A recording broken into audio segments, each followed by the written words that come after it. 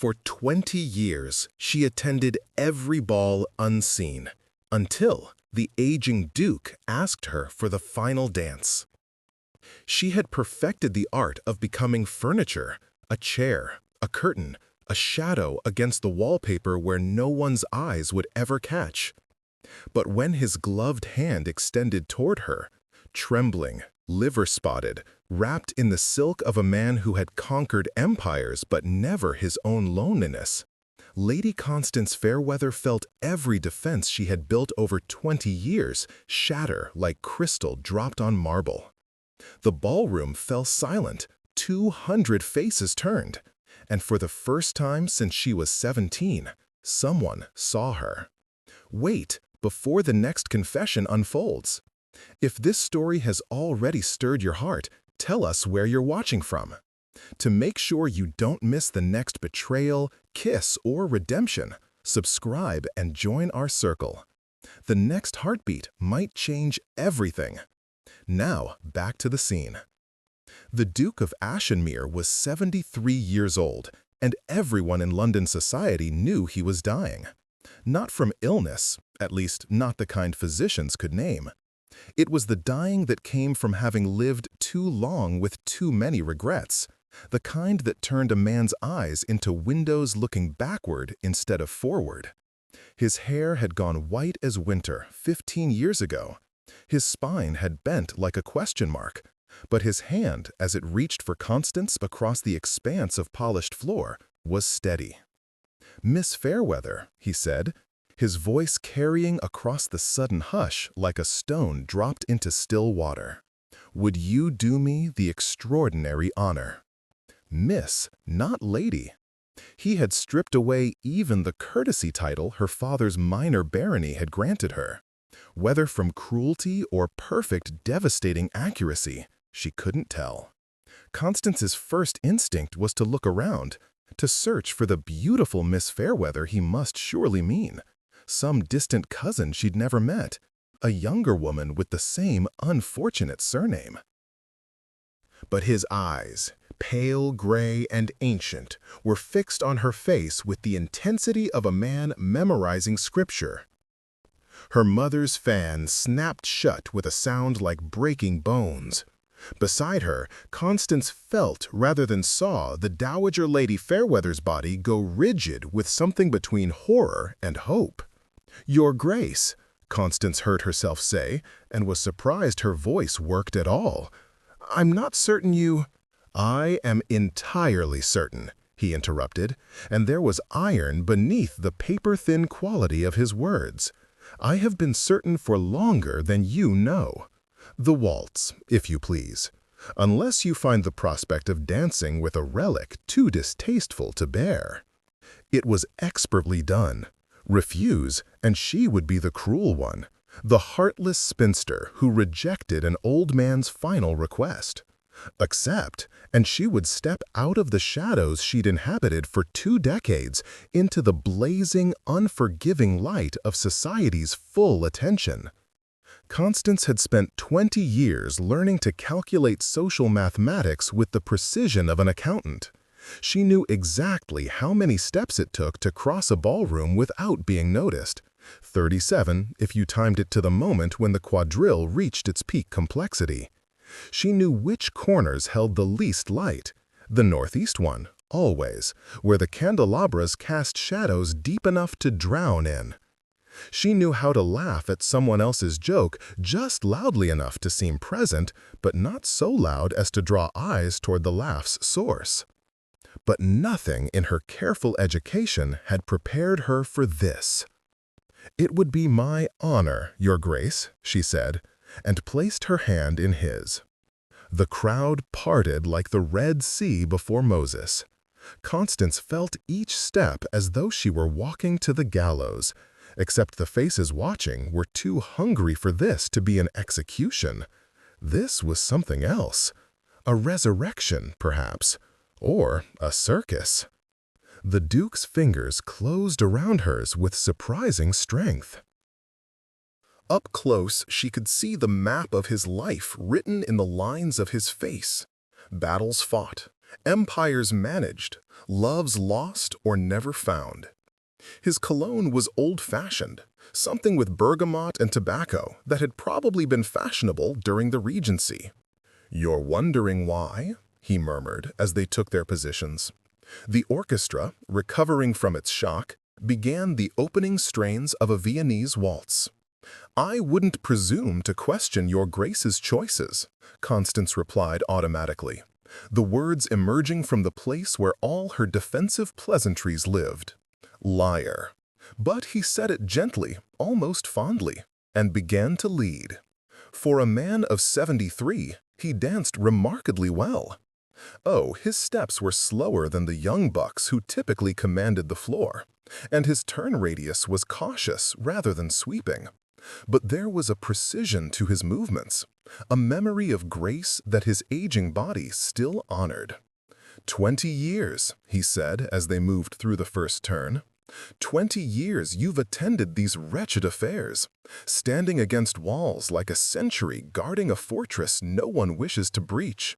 Do you think I haven't noticed? Constance's heart stumbled even as her feet continued their pattern. Your Grace has been observant. I have been many things, Miss Fairweather. Blind has never been one of them. His grip tightened fractionally as they navigated past a young couple spinning with more enthusiasm than skill. Tell me something. When did you decide to become invisible? The question was so unexpected, so sharp, that Constance answered truthfully before she could stop herself. The night I realized no one would miss me if I were. Something flickered across the Duke's weathered face. Recognition, perhaps, or grief. I see, he said quietly. And so you granted them their wish. You erased yourself piece by piece until there was nothing left but a ghost who waltzed with walls and took tea with curtains. Your Grace seems to have given this considerable thought. I have had considerable time. They swept through another turn, and Constance became aware that other couples had begun to dance again, though they maintained a respectful distance, creating an invisible circle around the Duke and his unlikely partner. Time is a generous gift when you have no idea how much remains. It allows for observation, for regret, for the accumulation of questions one never asked. And I am the answer to one of your questions? You are the question itself, Miss Fairweather. The Duke's eyes held hers with an intensity that made her want to look away, but couldn't. The question I have been too cowardly to ask for 2 decades, until tonight. The waltz was reaching its midpoint, that breathless space where the music seemed to suspend time itself. Around them, silk swirled and jewels caught candlelight, but Constance was aware only of this strange, impossible moment, dancing in the arms of a man who should never have noticed her, speaking truths that should never have been voiced. "I don't understand," she whispered. "I know." The Duke's smile was sad, knowing, "But you will. Before this night ends, you will understand everything. And then, Miss Fairweather, you will have to make a choice that will determine the course of both our remaining days. Your Grace speaks in riddles. Your Grace speaks in the only language he has left, the language of old men who have finally run out of time for pretense." He guided her through a series of steps that brought them closer to the ballroom's edge, away from the center where the younger dancers held court. "Tell me, have you ever wondered why a duke of my standing, with my fortune and title, never remarried after my wife's death?" Constance had wondered, of course. Everyone had. The Duke of Ashenmere had been widowed at 45. His wife carried off by the same fever that had taken so many that terrible winter of 1828. He'd had no children, a source of endless speculation and carefully worded sympathy. The title would pass to a distant cousin upon his death, some minor gentleman from Yorkshire who'd probably never set foot in Ashenmere House. "I assumed your grace preferred solitude," Constance offered carefully. "You assumed incorrectly. I preferred impossibility." The music was building toward its conclusion, the violins reaching for those high, aching notes that made hearts flutter and eyes mist. I preferred the safety of admiring from a distance something I could never have. I preferred cowardice dressed up as honor. They were turning now in that final, sweeping rotation that would bring the waltz to its close. Constance felt dizzy, though whether from the movement or the conversation she couldn't say. "Your Grace has lost me entirely." "No, Miss Fairweather." The Duke's voice was barely audible above the music's crescendo. "I found you. 20 years too late, but found you nonetheless. And now I must ask whether you can forgive an old fool for his decades of silence." The final chord resonated through the ballroom like a bell tolling. The Duke released Constance's hand and stepped back, bowing with a formality that belonged to a different era. Around them, the crowd erupted into applause, enthusiastic, curious, tinged with the barely suppressed excitement that came from witnessing something unexpected. But Constance heard none of it. She stood frozen, staring at the Duke's bent white head, her mind racing through implications she couldn't grasp, connections she couldn't quite make. When he straightened, his eyes held something she'd never seen directed at her before: naked vulnerability. "I wonder," he said softly, pitched for her ears alone, "if you might consent to take a turn with me in the garden. There are things I must tell you. Things that cannot be said in this goldfish bowl of gossip and speculation." Every instinct Constance had cultivated screamed at her to refuse, to return to her corner, her shadows, her carefully constructed invisibility, to pretend this bizarre interlude had never happened. But beneath those instincts, something else stirred, something shed thought long dead: curiosity, wonder, the smallest, most dangerous spark of hope. "The garden," she heard herself say. Yes. The Duchess of Rothbury's gardens were famous throughout London, a sprawling maze of perfectly sculpted hedges and strategically placed statuary designed to provide both beauty and strategic privacy for those seeking escape from the ballroom's intensity. Lanterns hung from iron posts every 20 feet, casting pools of golden light that made the darkness between them seem that much deeper. The Duke offered his arm, a gesture so courtly it belonged in the history book, and Constance took it. She could feel eyes tracking their progress as they moved through the French doors and onto the terrace, feel the weight of whispers beginning to build like a gathering storm. "They'll talk," she said quietly. "Let them." The Duke patted her hand where it rested in the crook of his elbow. "I am 73 years old and dying.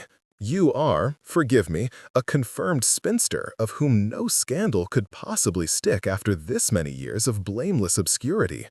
What can they say that would damage either of us now?" It was such a ruthlessly accurate assessment of their respective positions that Constance almost laughed. Almost. They walked in silence down the terrace steps and into the garden proper.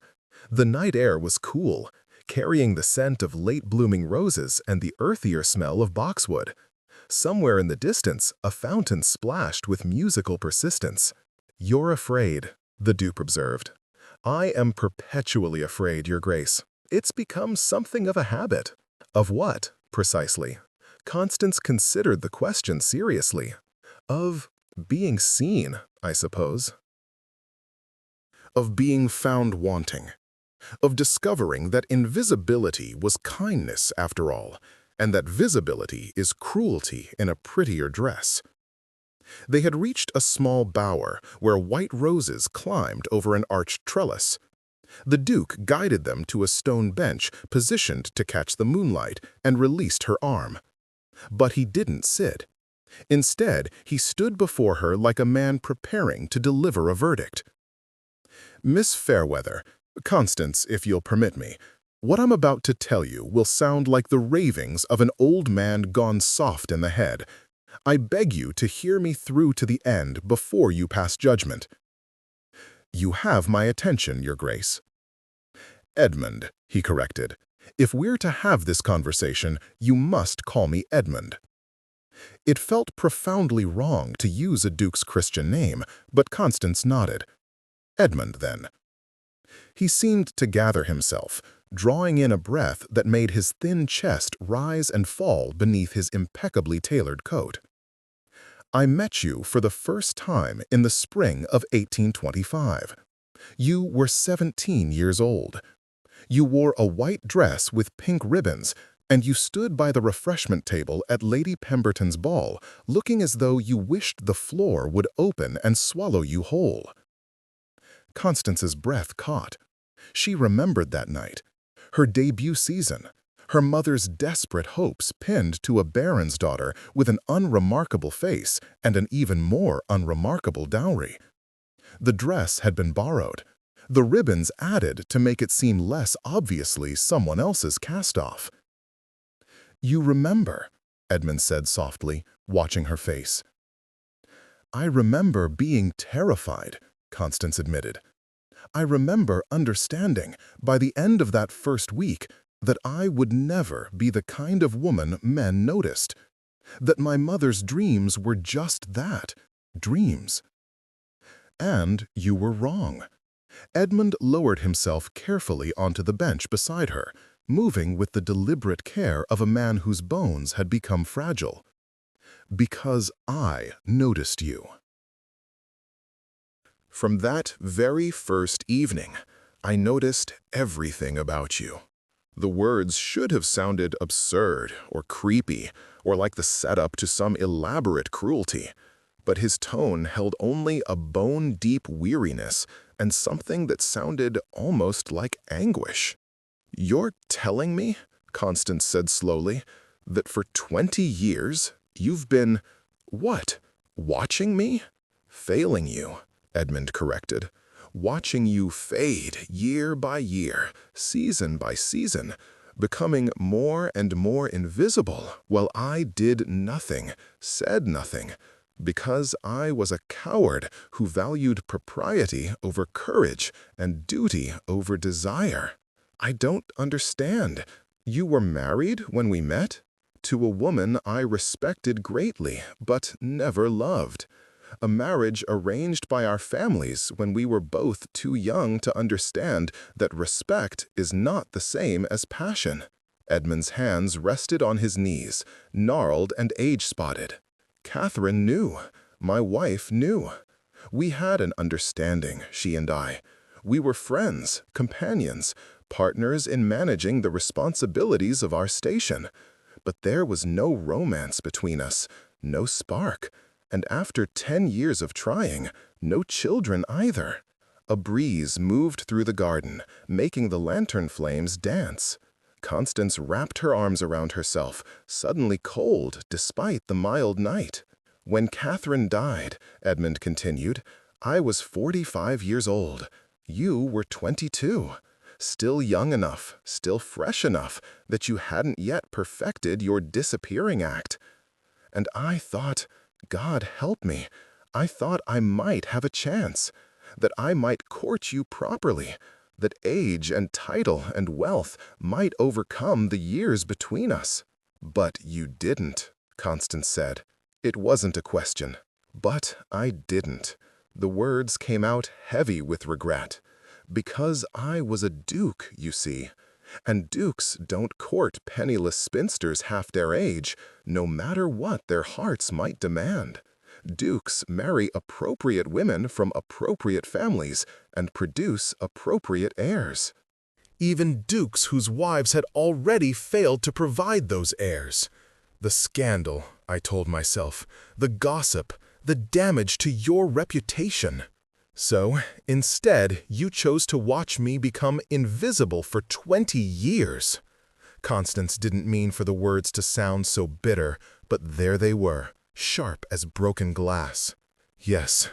Edmund turned to face her fully, and she saw tears gleaming in his ancient eyes. I chose my pride and my cowardice and dressed them up as noble sacrifice. I told myself I was protecting you from scandal, from the cruelty of a society that would have torn you apart for daring to reach above your station. I told myself many things, Constance, all of them lies I needed to believe to sleep at night. Why, tell me now?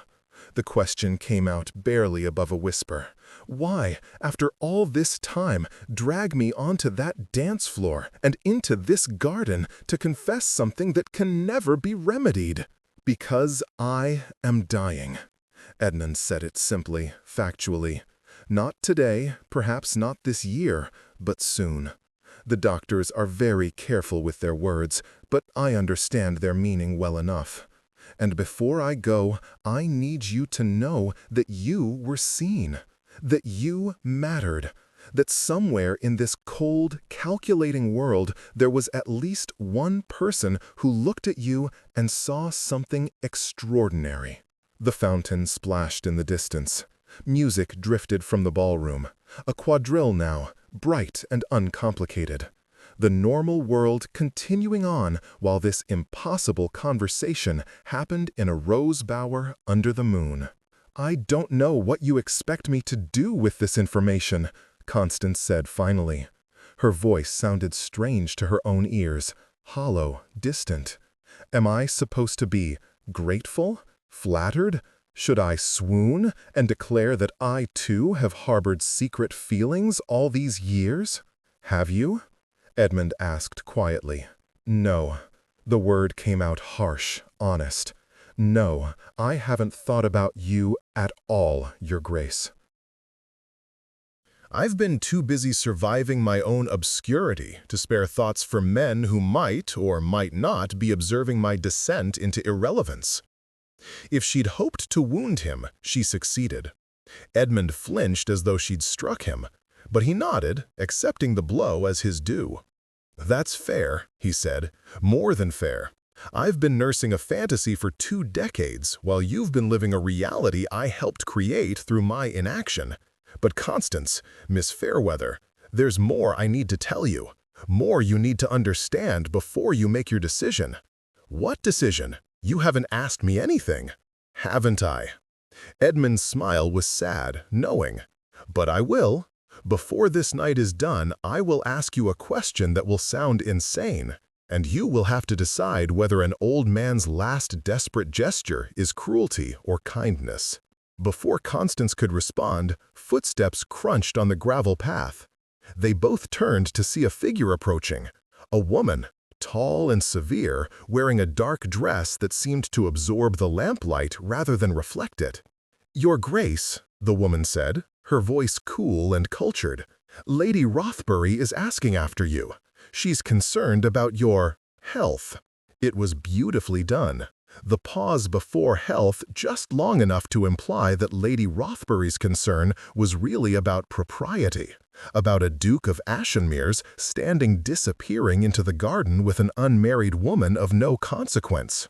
Tell Lady Rothbury I am perfectly well, Mrs. Hensworth, Edmund replied with a note of steel Constance hadn't heard before, and that I will return when I am finished with my conversation. Mrs. Hensworth, the Duke's companion, Constance realized, or perhaps his secretary, didn't move. Her eyes, when they touched on Constance, were assessing and cold. Your Grace, I really must insist, and I must insist that you return to the ballroom. Edmund stood, and despite his age, despite his bent spine and white hair, he suddenly looked every inch the Duke who commanded one of England's oldest titles. Now, Mrs. Hensworth. The woman's jaw tightened, but she dipped into a curtsy and retreated, her footsteps sharp with disapproval. When she was gone, Edmund turned back to Constance. Forgive me, Sarah is protective. She's been with me for 15 years, managing my household and my correspondence. She doesn't understand why I would— He broke off, shaking his head. But that's neither here nor there. We have little time, and I've already wasted too much of it." "What is it you want from me?" Constance asked, and this time she let him hear the exhaustion in her voice.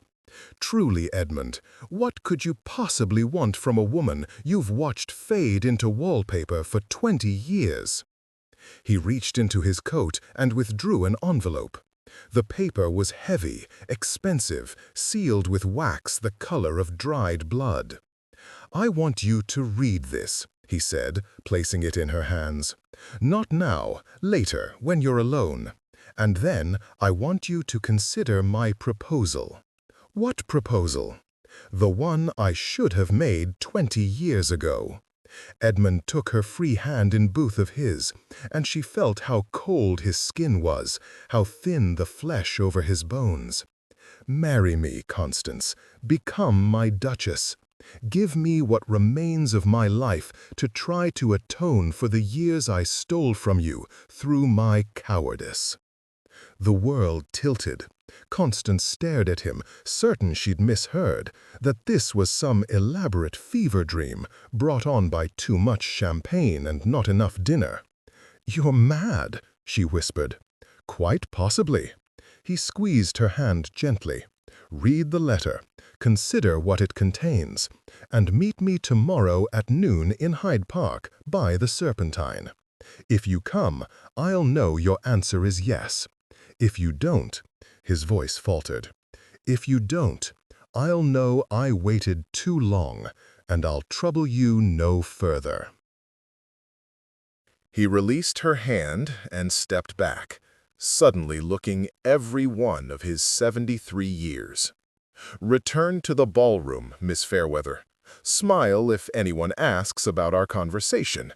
Tell them the Duke is an old fool who waxes sentimental in his dotage. Let me bear the burden of tonight's gossip alone." "Edmund!" "Read the letter," he repeated. "That's all I ask. Read it, and then decide whether an old man's dreams deserve one final chance before the darkness comes." He walked away then, moving slowly up the path toward the ballroom's light. Constance watched him go, the envelope heavy in her hands, her mind reeling with impossible words and more impossible proposals. A duke! He wanted her to marry a duke! The laugh that bubbled up from her chest was half hysteria, half disbelief. She pressed her hand to her mouth, feeling tears she couldn't explain burning behind her eyes. Around her, the garden breathed with night wind and rose scent and the distant sound of violins. The envelope's seal gleamed red in the moonlight, holding secrets that would either save her or destroy what little remained of her carefully constructed invisibility. Constance stood, smoothed her dress, plain brown silk, practical and utterly forgettable, and began the long walk back to the ballroom. Back to the walls she'd made her home, back to the shadows that had protected her for 2 decades. But the envelope remained clutched in her hand, warm from Edmund's touch, heavy with promises or threats she couldn't yet name. Tomorrow at noon. By the Serpentine. If she went, everything would change. If she didn't, she would remain exactly what she'd spent 20 years becoming, a woman nobody saw, dancing with ghosts, growing old in rooms where even her absence went unnoticed. The choice should have been easy. It should have been so terribly, impossibly easy. Constance didn't sleep. She sat in her narrow bed in her mother's rented rooms on the unfashionable end of Mayfair, the envelope resting against her chest like a talisman or a curse, watching the window slowly lighten from black to gray to pale gold. Her mother had been full of questions when Constance returned from the ball. What did the Duke say? Why did he single you out? Does he mean to call? Will there be flowers? Constance had deflected them all with practiced ease, pleading a headache and retreating to her room before the interrogation could intensify. Through the thin walls, she'd heard her mother's voice, excited, calculating, already spending money they didn't have on wedding clothes they'd never need. Because this was madness. This entire situation was absolute madness. Dukes didn't marry invisible spinsters. They didn't carry secret tenders for 2 decades and then suddenly declare themselves in moonlit gardens. They didn't propose marriage while simultaneously apologizing for stealing years through inaction. And yet, the envelope rested against her heart, and she couldn't bring herself to open it. Dawn broke fully, painting her small room in shades of pink and gold. Somewhere below, London was waking, vendors calling their wares, carriages rattling over cobblestones, the city drawing breath for another day of commerce and gossip and endless, grinding survival. Constance sat up and broke the seal. The letter inside was written in a hand that trembled. Age or emotion, she couldn't tell, but the words themselves were clear enough. My dearest Constance, if you are reading this, then you have agreed to hear me out, or at least you are curious enough to indulge an old man's ramblings. I thank you for that small grace. I want to tell you about the first time I saw you. You won't remember. Why would you? I was just another face in a crowd of faces, another aging noble in a sea of privilege. But I remember. I remember everything. You were standing alone. Your mother was speaking with Lady Pemberton, trying desperately to secure invitations to more exclusive events. Your dress was slightly too short, a hand-me-down from a taller girl, I suspect. The ribbons were new, but chosen to disguise the dress's age, not complement it. You held a glass of lemonade you weren't drinking, and your eyes kept darting to the door as though calculating how long propriety required you to stay before you could reasonably escape. You looked like a prisoner counting down a sentence. And then someone laughed. Some young buck, drunk on his own importance and his father's money, made a comment about the desperate mamas parading their unfortunate daughters like livestock at market. He wasn't speaking about you specifically, his cruelty was broader than that. But you heard. I watched you hear it, and I watched something die in your eyes right there in that ballroom. You didn't cry, you didn't flee, you simply diminished, as though you'd decided in that instant to take up less space, make yourself less visible, become less of a target. It broke my heart. I wanted to cross that ballroom right then, to ask you to dance, to tell you that you were more than a commodity to be traded or a disappointment to be hidden. But I was married, you see, married to Catherine, who didn't deserve betrayal even if our marriage was one of duty rather than love. So I did nothing. For 6 years, I did nothing. I watched you shrink and fade, season after season.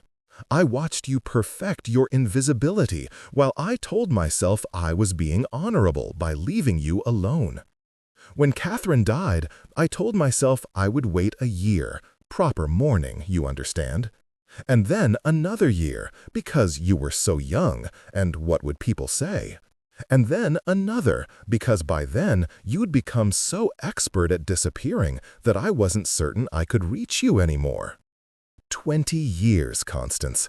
20 years of cowardice dressed up as propriety. But I am dying now, and I find that death is remarkably clarifying.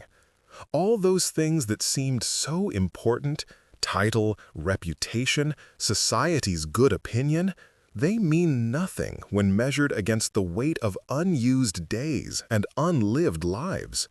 So, I am asking you to consider something impossible. Marry me. Not for love. I have no right to ask for that, and I suspect you have none to give me. But marry me for practicality, for security, for the chance to spend your remaining years as something other than a ghost haunting other people's parties. Marry me, and you'll be a duchess. You'll have wealth, position, power. You'll have the ability to help your mother, to secure your future, to command the respect of people who spent 20 years pretending you didn't exist. And I will have the chance to spend what remains of my life making amends, to give you what I should have offered decades ago, to die knowing that I did at least one brave thing before the end. I'm not asking for your heart, Constance. I'm asking for your hand, and with it, the opportunity to give you back the life I helped steal through my silence. Tomorrow at noon, the Serpentine. Come if you dare to be seen at last. Yours in hope and unworthiness, Edmund Ashford, Duke of Ashenmere. Constance read the letter 3 times. Then she folded it carefully, placed it back in its envelope, and sat very still while the room filled with morning light. A marriage of convenience to a dying man. That's what he was offering. Strip away the poetry and the apologies, and that's what remained. He would get his atonement, his grand gesture before death. She would get a title, wealth, and a few years, maybe months, as a duchess before becoming a very wealthy widow. It was mercenary, practical, utterly loveless. It was also the most honest proposal she was ever likely to receive. Because Edmund was right about one thing. She had perfected the art of invisibility.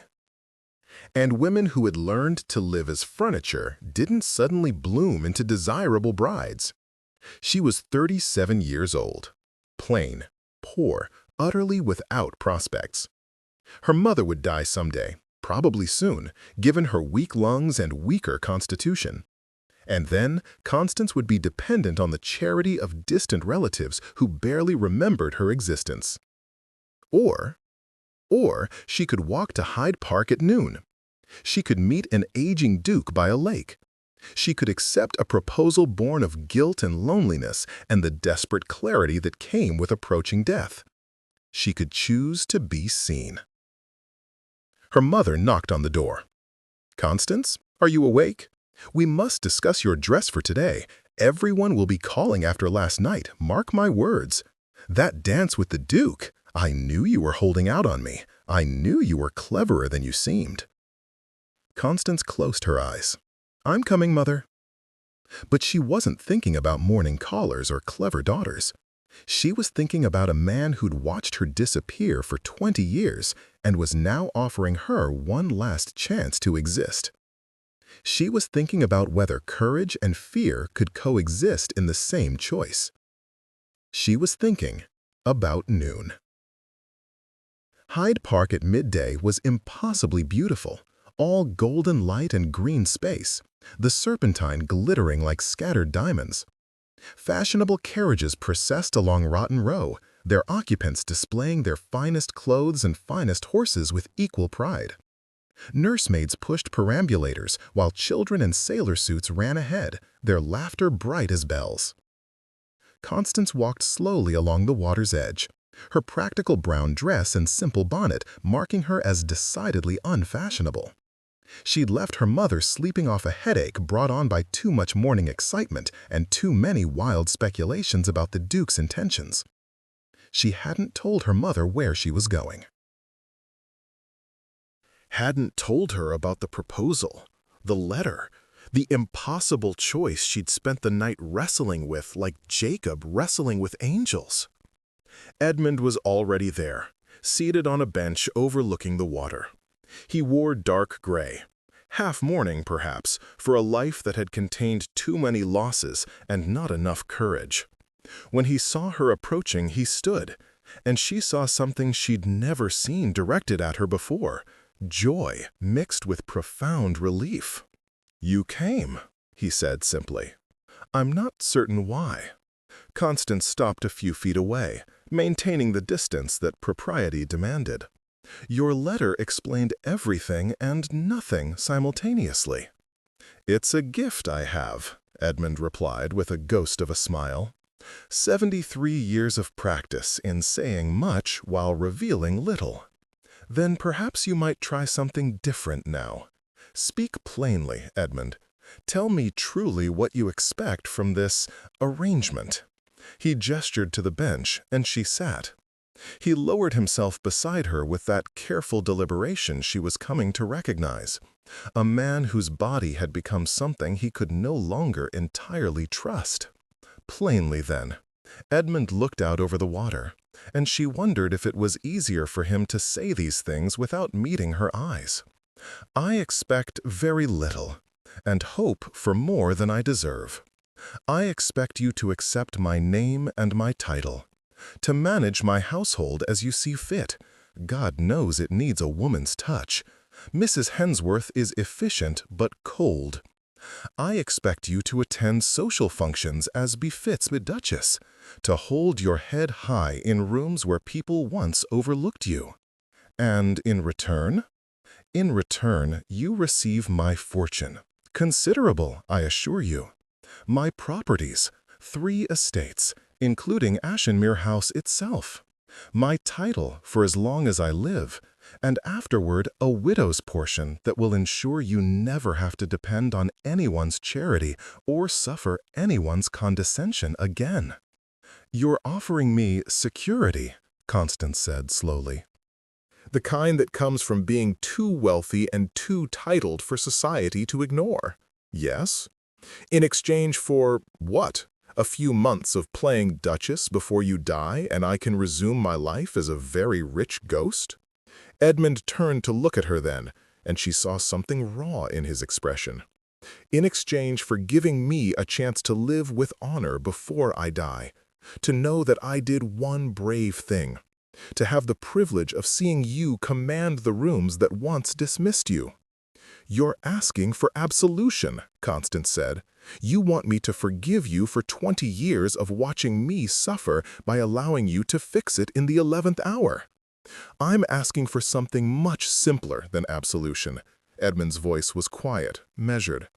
I'm asking if you're willing to take a risk on an old man's last gesture, to trust that my remorse is genuine, even if my timing is appalling, to believe that this offer, mercenary as it is, comes from a place of respect rather than pity. A child's ball rolled past their bench, chased by a laughing boy in short pants. His nursemaid called after him, her voice sharp with affectionate warning. Normal life, proceeding with cheerful indifference to the strange negotiation happening on a bench by the Serpentine. I have conditions, Constance heard herself say. Edmund's eyebrows rose. Name them. First, I won't pretend this is a love match. If people assume it is, let them. But between us, there will be honesty. You don't owe me pretty lies, and I won't offer them in return. Agreed. What else? My mother. She's not well, and she has no means of support beyond my father's inadequate pension. I want her cared for. A cottage on one of your estates, perhaps. An allowance. Medical care when she needs it. Done. She can have the dower house at Ashenmere if she wishes. It's been empty since my own mother died 15 years ago. Or a house in Bath if she prefers the waters. Whatever brings her comfort. What else? Constance took a breath. This was the difficult one. The request that would reveal whether Edmund truly meant to respect her or simply acquire her like another piece of property. Your time is limited. You said so yourself. When you die, I don't want to be a decoration that you acquired and promptly forgot about. If I'm to be your duchess, I want to be an actual partner in your remaining days. I want to know your mind, your concerns, your business. I want to be consulted on decisions, not patted on the head and dismissed. For a long moment, Edmund said nothing. He studied her face with those ancient, penetrating eyes. And Constance felt herself being assessed in a way she'd never been before, not for beauty or breeding, but for capability and character. You want respect, he said finally. I want to be treated as though my mind is as valuable as my presence. Done. Edmund extended his hand. You have my word, Constance. Whatever time I have left, I'll spend it treating you as my equal, not my ornament." She looked at his outstretched hand, age-spotted, trembling slightly, offering her everything and nothing. "One more condition," she said softly. "Name it. If I find this arrangement unbearable, if being your Duchess feels like simply trading one form of invisibility for another, I want your promise that you'll release me from it. Let me go quietly, with enough money to be comfortable, and never speak a word of how your last Duchess fled before you could even die." Pain flickered across Edmund's face, but he nodded. "You have my word, though I hope with everything I am that it won't come to that." "So do I," Constance admitted. "But I've learned to prepare for disappointment. It's kept me alive this long." She placed her hand in his, and they shook on it. Two practical people making a practical arrangement, sealing a bargain that had nothing to do with love and everything to do with survival, dignity, and the slender hope that life might still hold surprises worth having. "When?" she asked. "As soon as possible. Special license. The Archbishop owes me a favor from some business years ago. We could be married by this Friday if you're willing." This Friday. Constance tested the words, feeling their weight. 4 days to prepare for a wedding. 4 days to become a different person entirely. "You won't become a different person," Edmund said gently. "You'll simply become a version of yourself that the world can no longer afford to ignore. The woman you've always been, finally given the stage she deserves." It was pretty sentiment. Constance wasn't sure she believed it, but she found herself nodding anyway. "Friday, then. I'll need to speak to my mother. She'll be insufferable, I expect, convinced she orchestrated this somehow through sheer maternal will." "Let her have her triumph," Edmund suggested. "Lord knows she's endured enough disappointment. If this gives her joy, even joy born of misunderstanding, she's earned it." They sat in silence for a moment, two people who'd just agreed to the strangest arrangement of their lives, watching the Serpentine catch the light and families stroll past in their Sunday finest. "I should tell you," Edmund said eventually, "that not everyone will be pleased by this match.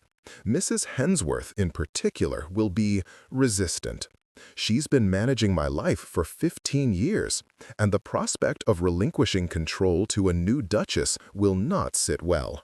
"I can handle difficult servants," Constance replied, with more confidence than she felt. "Sarah isn't exactly a servant. She's been companion, secretary, advisor, everything a wife might have been had I chosen differently all those years ago. I've made provisions for her in my will, of course. She'll never want for anything, but the transition may be rocky." "Are you warning me that I'll be walking into a household where I'm resented?" "I'm warning you that Mrs. Hensworth has spent 15 years believing she understood my mind and my wishes better than anyone, and now shall discover she was wrong about both. It will be humbling for her, and she's not a woman who enjoys humility." Constance filed that information away, another complication in an already impossible situation. But she'd navigated 20 years of social spite and subtle cruelty. One resentful companion seemed manageable in comparison. "I'll be kind," she said, "but I won't be weak. If she cannot accept the change, she's welcome to seek employment elsewhere." Edmund smiled, a real smile this time, reaching his eyes. "You know, I'm beginning to think this arrangement might work out better than either of us anticipated. You have backbone, Constance Fairweather. I'd forgotten how attractive that quality is." "Soon to be Constance Ashford," she corrected, "Duchess of Ashenmere. God help us both." "God help us both," Edmund echoed. "But I find myself hopeful despite everything.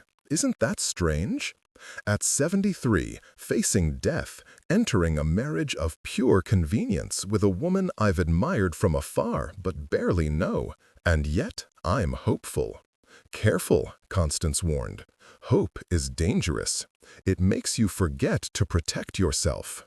Perhaps, Edmund agreed, but I've spent 20 years protecting myself from hope, and where has it gotten me? Alone in a house full of servants, dying without having lived anything worth remembering. He stood, offering her his arm. Let me walk you home, soon-to-be Duchess. We have a wedding to plan, a household to prepare, and a lifetime of lost time to attempt making up for in whatever days remain. Constance took his arm and let him lead her away from the Serpentine, away from the bench where her life had split into before and after. Around them, Hyde Park continued its lazy Sunday pace, indifferent to the bargain that had just been struck by the water. 4 days until Friday. 4 days until she stopped being invisible and became instead a woman everyone would be forced to see. 4 days until she discovered whether becoming visible was salvation or simply a different kind of death. Slower, more public, dressed in silk and jewels and the weight of a title that might crush her if she wasn't careful. But as Edmund guided her onto the path that would lead them out of the park and back toward Mayfair, Constance found herself thinking not about the risks, but about the possibility. 20 years she'd been invisible. Perhaps it was time to find out who she became when finally, irrevocably, seen. The wedding took place on a Friday afternoon in the private chapel at Ashenmere House. It was a small affair. Edmund had been firm on that point. No grand spectacle to feed the gossip mills. No elaborate ceremony that would transform their practical arrangement into theatrical performance. Just the minimum required by law and propriety. The vicar, 2 witnesses, and a handful of servants gathered to bear witness to the Duke's unexpected nuptials.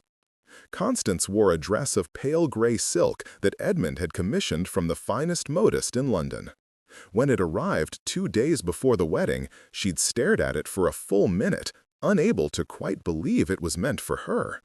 The fabric was softer than anything she'd ever worn, the cut modern and elegant, the color managing to be both modest and subtly flattering in a way her browns and dark blues had never been. Her mother had wept when she saw it, happy tears this time, mixed with relief and vindication. All those years of economizing, of making do, of watching her daughter fade into wallpaper, finally vindicated by this impossible stroke of fortune.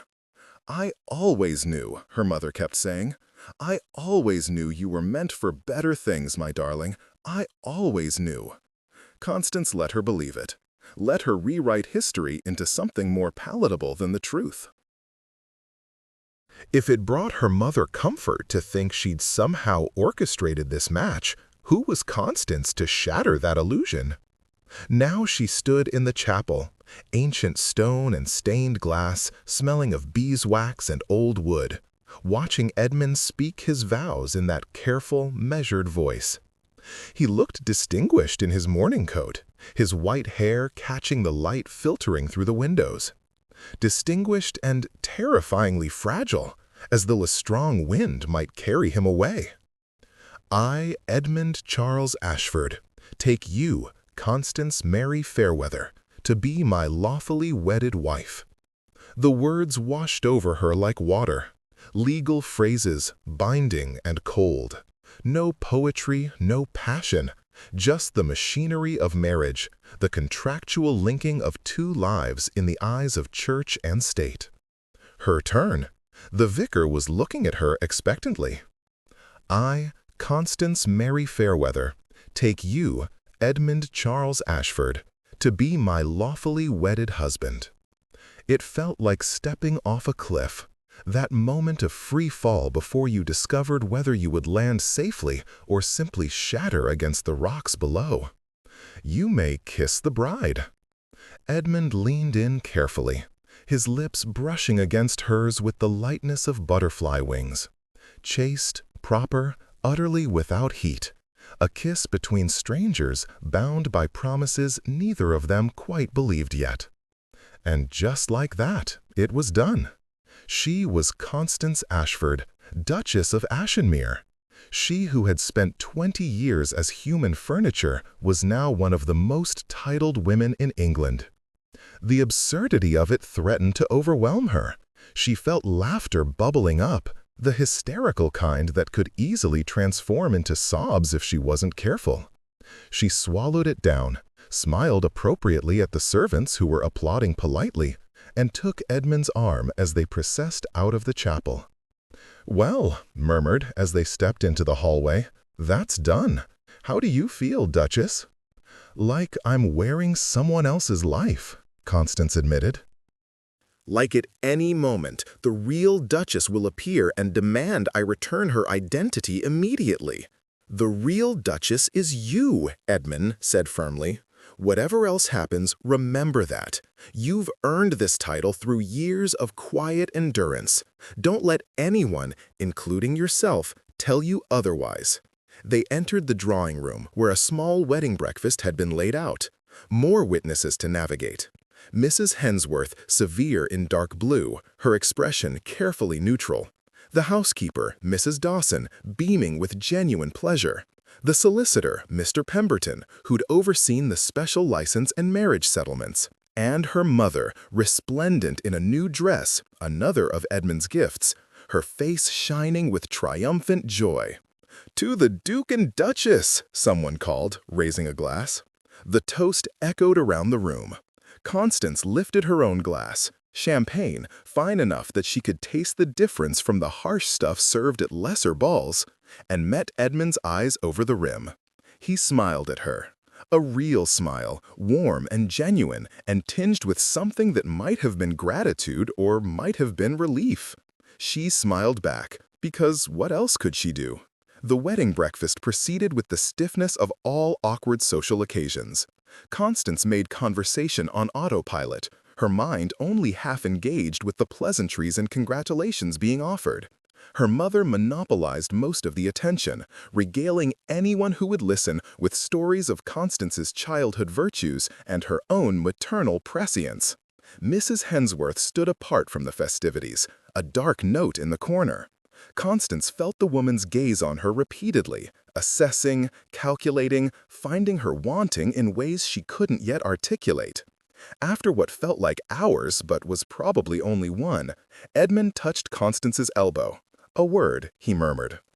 She followed him out of the drawing room and into his study, a magnificent space lined floor to ceiling with books, dominated by an enormous desk that had probably witnessed centuries of important decisions. The room smelled of leather and tobacco and old paper. Edmund closed the door and visibly sagged, his carefully maintained posture crumbling. He made his way to a chair and lowered himself into it with a grimace. "Forgive me," he said. "The excitement is rather more than I'm accustomed to these days." Constance poured him a glass of water from the pitcher on his desk and brought it to him. "Should I call for a physician?" No, just age being its usual tedious self." He drank gratefully, then set the glass aside. "I wanted to speak with you privately before the rest of the day's chaos descends. There are things you should know about the household, about the expectations, about—" He trailed off, looking suddenly uncertain. "About how to be a duchess?" Constance finished. "About how to navigate the life you've just agreed to take on." Edmund gestured to another chair. "Sit, please. You're my wife now, not a servant to hover." She sat, the gray silk whispering around her. Wife. The word felt foreign in her mind, like a language she'd studied but never spoken. "First," Edmund began, "you should understand the financial situation. You're now one of the wealthiest women in England. The Ashenmere fortune is considerable: land, investments, properties in London, Yorkshire, and Scotland. Mr. Pemberton will go over the details with you next week, but suffice to say, you need never worry about money again." And what am I expected to do with this wealth? Whatever you wish. Maintain the properties, certainly. There are tenants who depend on the estates for their livelihoods. But beyond that, Constance, you're the Duchess. You can spend your days however you choose. Patronize the arts, support charities, throw lavish parties, or live as a recluse. The choice is entirely yours. Too much freedom, too much responsibility, too much everything, after a lifetime of having too little of anything. "What would you have me do?" she asked. Edmund smiled sadly. "I would have you live, whatever that means to you. I would have you take this second chance I'm offering and use it to become whoever you were meant to be before the world convinced you to disappear. But I won't dictate terms beyond our agreement. You've had enough of people telling you who to be." Before Constance could respond, a knock sounded at the door. Mrs. Hensworth entered without waiting for permission, her face tight with barely suppressed emotion. "Your Grace," she said, addressing Edmund while utterly ignoring Constance, "the guests are asking after you, and there are documents requiring your signature regarding the Scottish property." "The guests can wait," Edmund replied mildly, "and the documents will still require signing in an hour as much as they do now. I'm speaking with my wife." The word hung in the air like a challenge. Mrs. Hensworth's jaw tightened, but she dipped into a curtsy that was technically correct, but emotionally hollow. "Of course, Your Grace. Forgive the interruption." Her eyes finally, briefly, touched on Constance. "Your Grace," she added, and it sounded like an accusation. When the door closed behind her, Edmund sighed. "I apologize for Sarah. This is difficult for her." "You said she's been with you for 15 years, Constance observed carefully. "That's a long time to manage a household and a duke. No wonder she's resentful of being suddenly displaced." "Displaced?" Edmund frowned. "I don't intend to dismiss her. She's been invaluable to me." "I'm not suggesting you should, but you must see how this appears from her perspective. For 15 years, she's been the woman of this household, in all but name. And now I've arrived to take that position officially. Of course she's angry." Edmund was quiet for a moment, studying her. "I've spent 20 years watching people," Constance reminded him. "When you're invisible, you see things visible people miss. Mrs. Hensworth isn't just resentful, Edmund. She's heartbroken. Whatever her position in this household, her feelings for you extend beyond professional respect." "That's," Edmund began, then stopped. "That's absurd. Sarah is my companion, my secretary, nothing more." "Does she know that?" The question hung between them, uncomfortable and impossible to ignore. Edmund's face had gone pale, and Constance realized with a sinking feeling that she'd just introduced a complication he'd never considered. "I've never," he said carefully, "given Sarah any reason to believe our relationship was anything other than professional." Sometimes people don't need reasons. They create narratives from proximity and dependence and the daily intimacy of shared spaces. Constance stood, suddenly exhausted. "But that's a problem for another day. Right now, we have guests to attend to and a marriage to publicly celebrate. The emotional complications of your household can wait until tomorrow." She started toward the door, but Edmund's voice stopped her. "Constance." She turned. He was still sitting, but he looked older than he had in the chapel, worn down by more than just the day's excitement. "Thank you," he said quietly, "for seeing what I couldn't, for understanding that this arrangement affects more lives than just ours. I chose a perceptive duchess, perhaps more perceptive than I deserve." "You chose a desperate one," Constance corrected. "The perceptiveness is simply what I developed to survive my desperation. Don't romanticize it into wisdom I don't possess." "Even so." Edmund's smile was gentle. "I'm glad you're here. Genuinely glad, despite all the chaos this day has brought. I hope, in time, you'll come to feel the same." Constance nodded, not trusting herself to speak, and slipped out of the study. In the hallway, she leaned against the wall for just a moment, allowing herself to feel the full weight of what she'd done. Married, a duchess, wealthy beyond imagination, and utterly, completely lost. The drawing room beckoned with its false cheer and hollow congratulations. She straightened her spine, arranged her face into an expression of pleasant calm, and returned to the performance. Because that's what this was, she realized. Not a new life, but a new role in an ongoing play. The Invisible Woman had become the titled lady, but underneath the costume change, she was still fundamentally herself. Still watching, still calculating, still trying to determine how to survive in spaces that weren't designed for her survival. The only difference now was that the spaces were grander, the stakes were higher, and there was an aging duke depending on her to figure it out before his time ran out. The first crisis came 3 days after the wedding. Constance had spent those days learning the rhythms of Ashenmore House. Its vast corridors and endless rooms, its small army of servants and Byzantine hierarchy. She'd met with the housekeeper to review menus and household accounts. She'd walked the gardens with the head groundskeeper, learning what flowers bloomed when and which paths Edmund preferred for his increasingly rare outdoor excursions. She'd also carefully navigated around Mrs. Hensworth, who moved through the house like a ghost herself, present but untouchable, performing her duties with mechanical precision while radiating cold disapproval. Edmund tired easily. He spent mornings in his study attending to correspondence and business matters, but by afternoon he was forced to rest. Constance found herself with hours of empty time, hours she filled by exploring her new domain and trying to understand how to inhabit it. On the third morning, she woke to find Edmund had suffered what the physician delicately termed an episode. Nothing immediately life-threatening. His heart had fluttered, his breathing had grown labored, but he'd recovered with rest and careful attention. Still, the message was clear. His time was more limited than even he'd believed. Constance sat by his bedside, watching him sleep.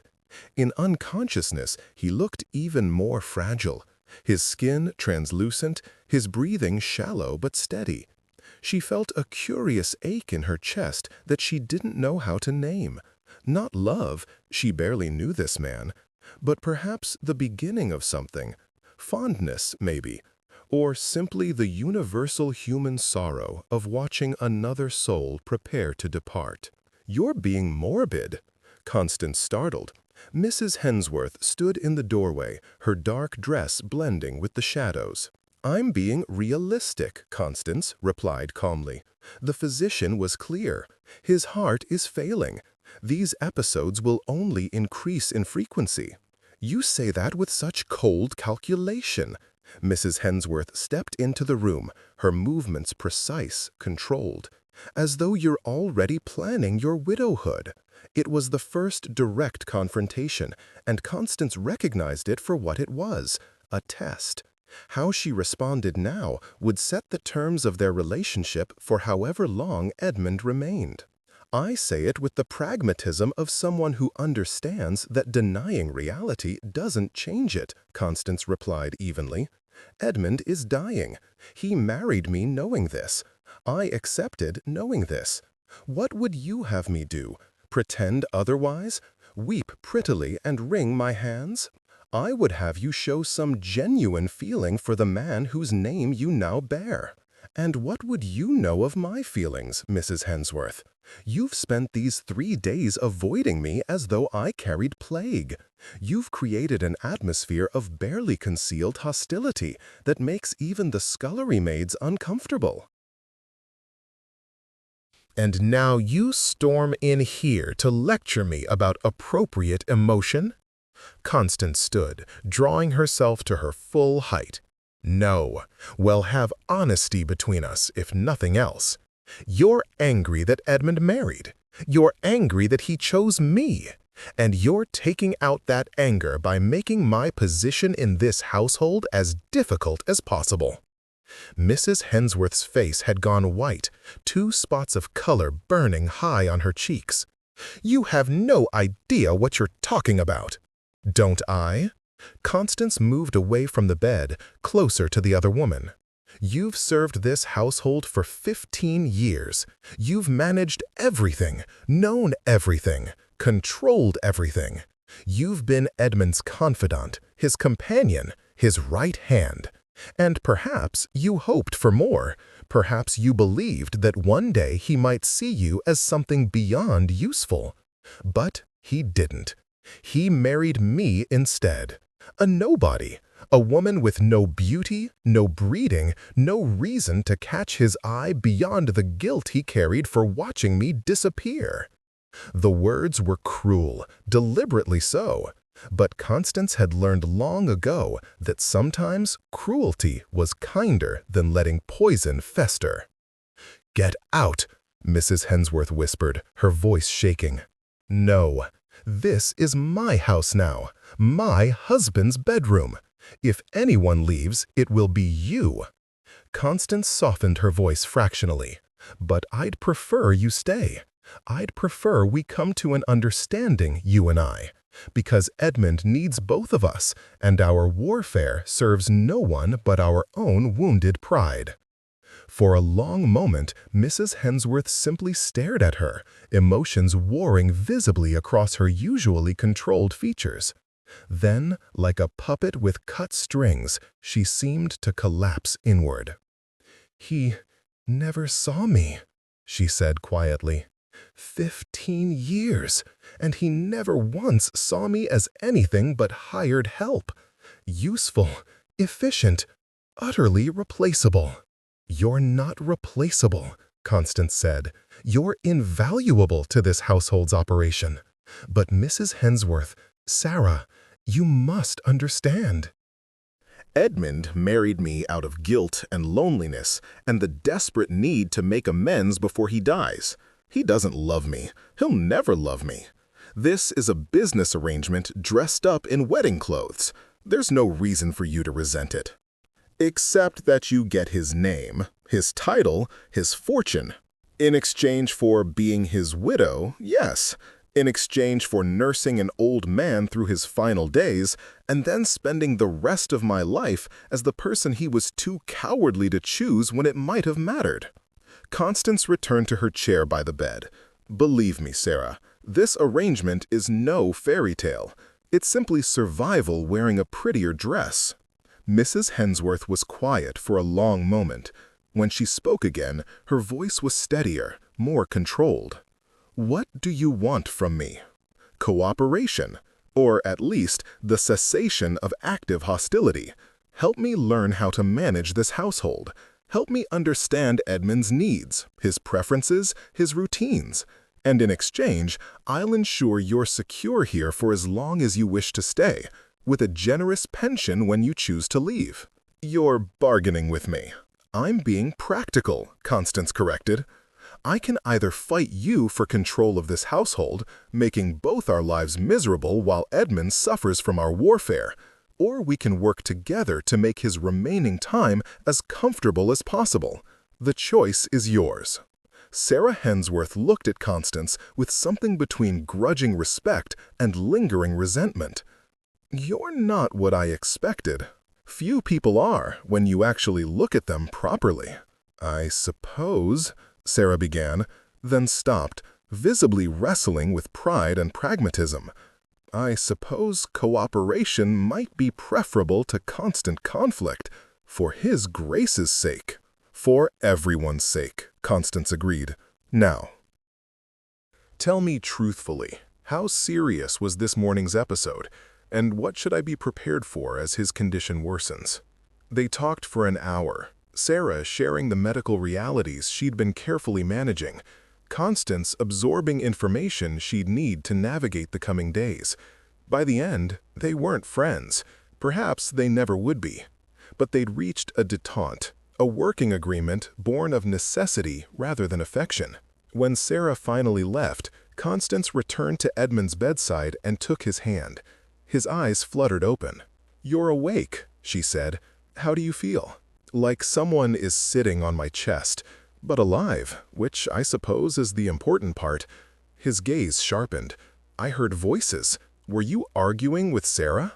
"We were reaching an understanding." "That sounds ominous." "It was necessary." Constance squeezed his hand gently. "Edmund, we need to talk about what happens when these episodes worsen, about what care you'll need, what wishes you have, how you want to spend whatever time remains." Morbid conversation for a 3-day-old bride. "Honest conversation for a practical arrangement," Constance corrected, echoing her words to Sarah. "We promised each other honesty, remember? No pretty lies between us." Edmund studied her for a moment, then nodded slowly. "Very well. Honesty. I want to die at home, not in some hospital surrounded by impersonal physicians. I want you to make decisions about my care, not Sarah, not some distant cousin, not anyone but you. You're my wife and my Duchess. That means something, even in this arrangement." "And after?" Constance asked quietly. "After you're gone. After I'm gone, you live. You take the fortune I'm leaving you, and you live the life I helped steal from you. You travel, you patronize artists, you throw scandalous parties, or become a dignified recluse, whatever brings you joy. But you live, Constance. Promise me that." "I promise," she said, surprised to find she meant it. "I'll live." "Whatever that means, I'll figure it out." "Good." Edmund closed his eyes, exhaustion pulling him back toward sleep. "Now let me rest, wife. Death is exhausting work." Constance sat with him until his breathing deepened into true sleep, his hand still wrapped loosely in hers. Through the windows, London went about its business, unaware and uncaring that in a grand house in Mayfair, a dying duke and his invisible bride were trying to figure out how to make meaning from the wreckage of unused time. She thought about Sarah Hensworth's anger and her own surprising compassion for it. She thought about the future stretching before her, a future where she would be wealthy and titled, but fundamentally alone, because Edmund was right. He was dying, and when he did, she would have his name and his money, but not his company. And she thought about the choice she'd made 3 days ago, buy the Serpentine, the decision to step into visibility, even knowing it would be temporary. She didn't regret it. That realization surprised her. But sitting here in the afternoon light, holding the hand of a man she barely knew but was coming to respect, Constance found she didn't regret choosing to be seen, even if it meant being widowed before she'd properly learned how to be wed, even if it meant facing a future that was utterly uncertain. She'd spent 20 years as a ghost. At least now she was a ghost with substance, with property, with choices. It wasn't love. It wasn't romance. It wasn't any of the things young girls dreamed about when they imagined marriage. But it was something. It was a chance. And in a life that had contained precious few chances, perhaps that was enough.